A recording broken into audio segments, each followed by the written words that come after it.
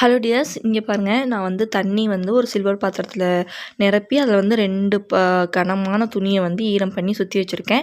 இப்படி நம்ம வந்து சுற்றி வச்சு தண்ணி நம்ம குடிக்கும்போது தண்ணி ரொம்ப நல்லாவே கூலிங்காக இருக்கும்.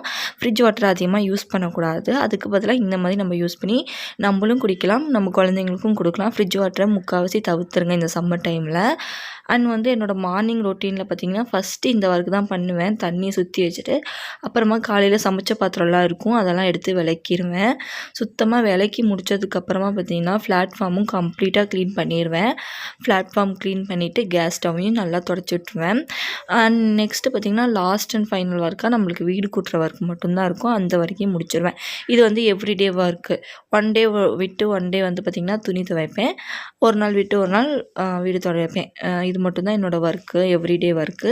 இதே மாதிரி வேறு ஒரு விலாகில் சந்திக்கிறேன். பாய்.